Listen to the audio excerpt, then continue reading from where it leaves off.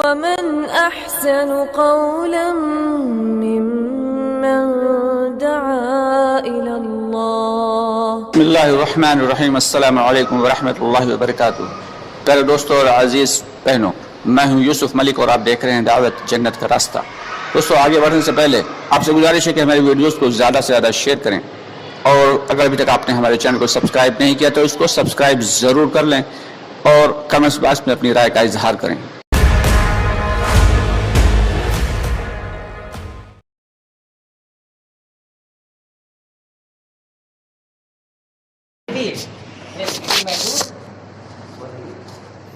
آپ ایسے سمجھیے اس کائنات کا بنانے والا اللہ ہے. الحمدللہ حقیقت میں اللہ ہے، لیکن وہ ہمیں ہمارے ایک دم دل کے ایک دم قریب ہے. بشر کے جو رابطہ اور ضابطہ، جو سسٹم اللہ سے قریب ہونے کا چاہیے وہ ہمیں معلوم ہے. اس لیے میرے محترم بزرگ دوستوں، عزیز ساتھیوں، اصل ہے کہ ہم اپنے اللہ کو پہچانیں، اور اللہ کو پہچاننے کے لیے، اللہ کو جاننے کے لیے اگر ہم پوری کائنات کے اوپر تصور کر لیں اور کائنات کے اوپر غور فکر کر لیں تو آپ کو یہ بات سمجھ میں آ جانی چاہیے کہ کائنات کا بہترین تخلیق کرنے والا اللہ ہے، اور کائنات کا بہترین چلانے والا کون ہے؟ اللہ ہے. اور کائنات کا بہترین سے بہترین ہر ایک چیز کا انتخاب کرنے والا اور بہترین سے بہترین مخلوق کا اور پیڑ اور پودوں کا، چرند اور پرند کا بہترین منتخب کرنے والا کون ہے؟ اللہ. اور اس اللہ نے ایسا منتخب کیا، ایسا چنا ہے دنیا کے کائنات کے نظام کو کہ سارا کا سارا نظام، سارا کا سارا کائناتی نظام جو ہے اللہ کے تابع ہے، اور الحمدللہ اللہ کسی کے تابع ہے. کائنات کا نظام چاہے زمین کا ہو، آسمان کا ہو، چرند کا ہو، پرند کا ہو، انسان کا ہو، جنات کا ہو، کسی کا بھی، حتیٰ کہ جو مخلوق دکھنے والی ہے، جو نہ دکھنے والی ہے، ہر ایک کے نظام کا کنٹرول اور سارا کا سارا پاور کس کے ہاتھ میں ہے؟ یہ بات جب سمجھ میں آئے گی، جب ہم دنیا کی شکلوں اور چیزوں پر غور کریں گے تو کیا ہوگا؟ غور اور فکر کرنے سے بنی ہوئی چیزوں کو بنانے والے کی پہچان ہو جاتی ہے. جیسے آسمان دیکھے گا تو کوئی تھوڑی نہ کہے گا کہ آسمان نوز باللہ کسی انسان نے بنایا، سب کہیں گے آسمان اللہ نے بنایا ہے. زمین کس نے بنائی ہے؟ اللہ نے بنائی ہے نا. سورج چاند ستارے سارے کس نے بنائے؟ اللہ نے بنائے. حتیٰ کہ دنیا میں جتنے بھی انسان موجود ہیں اور جتنے بھی چرند پرند، انسان، مرد، عورت، بچے، قیامت تک سب آئیں گے، سب کو کس نے پیدا کیا ہے؟ باقی سمجھے کیسا اللہ ہے جس کے نظام کے اندر کوئی گڑبڑی نہیں، 100% اور 24 گھنٹے ٹائم سے سورج آ رہا ہے، دن ہو رہا ہے، رات ہو رہی ہے، بارش ہو رہی ہے. ارے ہو رہی کہ نہیں ہو رہی؟ ساری چیزیں نظام کے اعتبار سے چل رہی ہیں نا. اچھا، چونکہ ہم نے اپنے مالک اور خالق کو اگر بہترین سا پہچان لیا ہوتا اور اس پر محنت کی ہوتی اور اپنے مالک کو پہچان کر اپنے مالک کو رضا، اپنے مالک کو راضی کر لیتے تو جو ہم چاہتے تو وہ بھی ہو جاتا. لیکن آج ہماری جو زندگیاں ہیں وہ اپنے مالک اور خالق کو چھوڑ کر، اور ہماری جو زندگی جینے کا طریقہ اور سلیقہ ہے وہ ہمارا مالک جیسا چاہ رہا ویسی نہیں ہے. آپ یہ سمجھ لیجئے کہ آج اگر دنیا کے اعتبار سے دیکھا جائے، کسی کے یہاں کوئی شخص اگر نوکری کرتا ہے تو جب نوکری کرتا ہے تو نوکری کے اندر بہت سی شرائط وہ رکھتا ہے اس کا مالک کہ یہ تمہاری شرائطیں، اگر یہ ہماری شرائط پر آپ کو منظور ہے تو آپ ہمارے یہاں کام کریں گے، اور اگر آپ اس پہ کام کرتے ہیں، کام کرنے کے بعد ان شرائطوں پہ آپ کھڑے نہیں اترتے تو وہ نکال کے باہر کر دیتا ہے. یہ نا آج ہم اپنی زندگی کے اندر کا مگر محاسبہ کریں، سوچے، غور فکر کریں کہ اتنی بڑی ہماری عمر ہو گئی کہ ہم نے 24 گھنٹے میں، اور اس نے 20 سال میں، 30 سال میں، 40 سال کی زندگی کے اندر ہم نے اللہ کی کتنی نافرمانیاں کی ہیں. لیکن اتنی نافرمانیاں کرنے کے بعد، اتنی بے توجہی کرنے کے بعد، اتنا سب کچھ کرنے کے بعد وہی اللہ ہے بہترین روزی دے رہا ہے.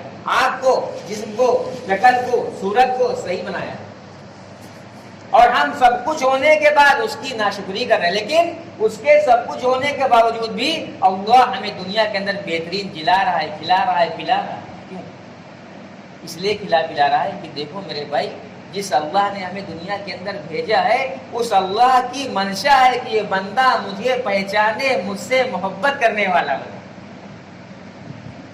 اور جب یہ بندہ مجھے پہچانے گا، اسی لیے اللہ نے اپنی پہچان کے لیے اتنا بڑا آسمان بنا دیا کہ آپ جرمنی، جاپان، انگلینڈ، سعودیہ عربیہ، قطر کہیں بھی چلے جائیے آپ کو آسمان کہیں ملیں گے.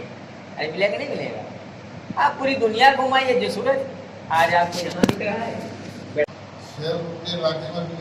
جی، تو کہنے کا مقصود ہے کہ آپ کسی بھی علاقے میں جائیں گے تو کیا ہوگا؟ سورج کیا ایک، لیکن نظام، آپ کائناتی نظام دیکھیں کہ اس اللہ نے جو نظام کو سیٹ کیا ہے کتنا زبردست سیٹ کیا ہے. سورج تو ایک ہی ہے لیکن نظام کیسے سیٹ کیا؟ ایک دم زبردست. کیوں؟ کیونکہ ان سب چیزوں کو دیکھ کر اصل ہے کہ بندہ اپنے اللہ کو پہچانے. اصل مقصود یہ ہے کہ جب ہم اپنے اللہ کو پہچانیں گے تو پھر اللہ کی من مانا جو ہماری زندگی ہے وہ ختم ہو جائے گی. جو اللہ رب العزت زندگی چاہتے وہ ہم زندگی گزارنے پڑا. اصل مقصد یہ ہے. یہی آپ دیکھیں کہ اللہ تعالیٰ نے اسی لیے جیسے بھائی نے بتایا کہ نبیوں کو اللہ نے مبعوث فرمایا، بھیجا، تو جو نبی آتے تھے تو ان کا یہی تھا، جو دعوت دیتے تھے وہ یہی دیتے تھے کہ اے لوگوں کلمہ پڑھ لو کامیاب ہو جاؤ گے. یعنی کلمے کے جتنے بھی تقاضے ان تقاضوں کو تم مان کر اپنی زندگی گزار لو تو تم کامیاب ہو جاؤ گے. کسی بھی انبیاء علیہ السلام نے یہ نہیں کہا کہ باغات میں کامیابی ہے، کھیتی باڑی میں کامیابی ہے، دولت میں کامیابی ہے، مال میں کامیابی. نعوذ باللہ کسی نے نہیں کہا، کسی نے نہیں کہا. کیوں؟ کیونکہ جو حقیقت والی کامیابی تھی وہی اس کلمے میں چھپی تھی. اس لیے اس اللہ نے اس کلمے کے زندگی اس اعتبار سے ہماری بن جائے، اس لیے اللہ نے نبیوں کو بھیجا. نبی ضرور بدلتے گئے لیکن کلمہ نہیں بدلا. آتے رہے دعوت دیتے رہے، آتے رہے دعوت دیتے رہے. اور یہ اللہ کا نظام بھی رہا کہ کلمے کے ماننے والوں کو اللہ رب العزت نے بہترین کامیاب کر کے دکھلا دیا، اور کلمے کے نہ ماننے والوں کو مال دیا، دولت دی، بادشاہت دی، ذلیل اور رسوا کر کے تباہ برباد کر کے ناکام کر دیا. اس میں بڑی لمبی فہرست ہے. تو کہنے کا مقصود یہ کہ ہماری زندگی حیاتن طیبہ جو کلمہ اس پر آ جاوے اس کی بھی محنت. ایسا نہیں ہے. دیکھو اللہ کرے بات سمجھ میں آ جائے کہ دکان پر ہمارا یا آپ کا جو بھی کاروبار ہے یا جن بھائی جو لوگ ہیں سب کا اپنا اپنا ایک ذاتی کاروبار ہے. کاروبار پر بیٹھنا دکان پر 8 گھنٹے 10 گھنٹے اس لیے دینا آسان ہے کیونکہ اس کام کے نفع نتائج ہمارے سامنے. تو وہاں پر ٹائم دینا کیا ہے؟ آسان ہے. دکان پر نہ بیٹھنے سے دل کے اندر کھچاؤ پیدا ہو جاتا ہے. دکان پر نہ جانے سے بخار ہے، تب بھی دل میں پڑن رہتی، بتاؤ بخار ہے دکان نہیں گئے، اگر آج گئے ہوتے تو 200-300 روپے ہمارے جو ہے آمد ہو جاتی. کیوں بھائی؟ تو پتہ چلا ربط ضبط دل کہاں لگا ہے؟ جہاں سے نفع دکھ رہا ہے. یہی تو ہو رہا ہے نا، سب کا حال ہے، مطلب ایسا کچھ نہیں. آپ دیکھیے تو پوری نظام یہی چل رہا ہے. تو نفع جب تاجر کو تجارت میں، ملازمت میں، کاشتکاری میں، کھیت میں، کھلیان میں، ہر زراعت میں جب نفع دکھتی اس بندے کو تو اس نفع کے چھوڑنے پر، اس جگہ کو چھوڑنے پر اسے بڑی اذیت پہنچتی ہے، بڑا نقصان پہنچتا ہے. تو آپ یہ سمجھ لیجئے کہ اللہ رب العزت نے جو امت کو عمل دیے، ان عمل پر جو اللہ کا وعدہ ہے، ان وعدوں کا یقین اگر امت کا بن جاوے اور اس یقین کے ساتھ وہ عمل کرنے والے بن جاوے تو پھر ایک نماز چھوڑنے پر بھی اس کا دل کچوٹے گا، ایک عمل چھوڑنے پر بھی اس کا دل کچوٹے گا. کیوں؟ ابھی عمل کا سامنا، منافع ہمارے سامنے نہیں کھلا ہے. کھلا تو دکان کا ہے، اب دکان کا دونوں اعتبار سے کھلا ہے کہ اتنا مال لائیں گے، یہ نفع ہے تو یہ کبھی نقصان بھی ہے، تو اس میں دونوں چیزیں دکھ رہے ہیں. اب یہاں نہ ابھی نفع یہاں پہ کھلا ہے، نقصان تو بڑی دور کی بات ہے، ابھی نفع ہی سامنے نہیں آیا. تو کیا تھا کہ آپ اگر دیکھیں اللہ نے سوالات انبیاء صلی اللہ علیہ وسلم بھیجے تو جو جناب عربی محمد مصطفیٰ صلی اللہ علیہ وسلم کی جو یہ محنت تھی، اس محنت میں بھی دیکھیے آپ کی زندگی مبارکہ کے اندر جو آپ نے محنت کی ہے، اس محنت پر آپ نے ہر ایک انسان کو دائی بنایا، کلمے کی دعوت دی اور اپنا سارا جو معاملہ تھا وہ ہر ایک بندے کو مسجد سے جوڑا. کہاں سے جوڑا بھائی؟ مسجد سے. کیوں مسجد سے جوڑا؟ کیونکہ مسجد جو ہے فرشتوں کا گھر ہے، اللہ کا گھر ہے.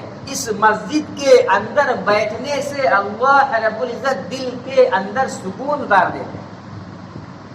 ارے اترتا ہے کہ نہیں اترتا ہے؟ آپ لوگ مسجد میں بیٹھے رہیں، صرف آپ 24 گھنٹے یہاں رہیں، آپ کو نیند آتی رہے گی. اب آپ تھلیاں لے کے چلے جاؤ، چاہے افطار تھلے چلے جاؤ، بدن تھک جائے لیکن نیند نہیں ہے. یہ نظام ہے. تو جب اس پر جو آپ نے جب لوگوں کو مسجد سے جوڑا تو مسجد سے جب لوگ آتے رہے اور جڑتے رہے تو کیا ہوا کہ جب آپ دعوت دیتے تو لوگوں کو کلمے کی دعوت دے کر جو لوگ اسلام میں داخل ہوتے انہیں آپ نماز سکھاتے اور نماز کے جو فائدے ہیں وہ سکھاتے اور پھر وہی لوگوں کو آپ کہتے کہ آپ بھی کلمے کی دعوت دیجیے. تو کیا ہوتا تھا کہ جب انسان وہ شخص جو دنیا کے اندر اپنے ایمان کو مکمل اور کامل اور بہترین طاقتور اور پائیدار بنانا چاہتا ہے، وہ شخص اگر لوگوں کو دعوت دے کر نماز پڑھے گا، الحمدللہ اس بندے کی جو دیگر مقتدی ہیں ان سب سے زائد اور بہترین نماز اس کی ہو جائے گی. کیوں؟ جو دعوت دے گا اور دعوت دے کر عمل کرے گا، اللہ اس کے عمل کو بہترین اضافہ کریں گے. اس کے عمل میں بھی اضافہ ہوگا، اس کے یقین میں اضافہ ہوگا. اور جو بندہ دعوت نہیں دے گا مدعو ہو جائے گا، اور دعوت نہ دے کر جو عمل اور علم پر جو وہ کرے گا تو وہ اس کے نماز کے اندر وہ بات اور صفات وہ نہیں پیدا ہو سکتی ہے. اصل یہ تو کہنے کا مقصود یہ کہ اگر جتنے لوگ کو بتلائیں گے، اللہ سے ہونے کے یقین کو بتائیں گے اور کلمے سے ہونے کے یقین کو بتائیں گے تو جو بتانے والا ہوگا جتنا یقین اس کا بنے گا اتنا جو ساتھی کا ان کا بنے گا، اتنا جو سننے والا اتنا اس کا نہیں بنے گا. ہاں جب اس ماحول سے آ کر مسجد میں آ کر یہاں پر بات سنے گا تو اس کے بھی ایمان کو اللہ کبھی کرے. تو کہنے کا مقصود یہ ہے کہ اول تو دیکھو ہم اپنے مالک کو پہچانیں اور اس سے بہترین ربط اور ضبط کریں، یعنی اللہ سے بہترین دوستی کریں. آج ہمارا تعلق، آج ہمارا معاشرہ، اب پوری دنیا کے اندر آپ دیکھ لیجیے کہ سب سے پریشان اور سب سے مصیبت، لیکن اگر آپ دیکھیں جس اللہ رب العزت نے اس کائنات کو بنایا، اس کائنات کو بنانے کے بعد اللہ نے جو قرآن بنائی وہ قیامت تک کے لیے سچی اور پکی کتاب بنائی. اور اس کتاب کے اندر اللہ نے فرمایا ہے کہ تم ہی لوگ سربلند رہو گے، سرفراز رہو گے، تم ہی اس روئے زمین کے خلیفہ رہو گے بشرطے تم مومن ہو جاؤ. تو مومن کا مطلب کیا ہے؟ مومن کا مطلب یہ کہ جیسے اللہ چاہتا ہے ویسے بندہ اس کا بن جائے. تو اگر آپ دنیا کے اندر ہیں تو دنیا کے اندر ہمارا جو معاملات ہے، جو ہمارا معاشرہ ہے، چاہے تجارت کا ہو، چاہے پڑوسی کے ساتھ ہو، چاہے گھر کا ہو، چاہے بیوی اور بچوں کے ساتھ ہو، چاہے والدین کے ساتھ ہو، سب کے ساتھ معاملہ ہمارا بہترین ہونا چاہیے، اعلیٰ اور افضل ہونا چاہیے. چاہے ہم اور مسلمان، اب آپ کیا اللہ کرے بات اللہ رب العزت یہ نہیں دیکھ رہا ہے؟ کیا اللہ رب العزت کو نہیں معلوم ہے؟ اور یہ کیا آپ کو نہیں معلوم ہے کہ تم نے جو سچی جو کیا اس وقت، یہ تم نے اچھا کیا ہے کیا برا کیا؟ اتنا بڑا نظام چلا رہا ہے 24 گھنٹے کا، اس کو کیا سب نہیں دکھ رہا ہے؟ اس کو 101% سب دکھ رہا ہے، وہ جانتا ہے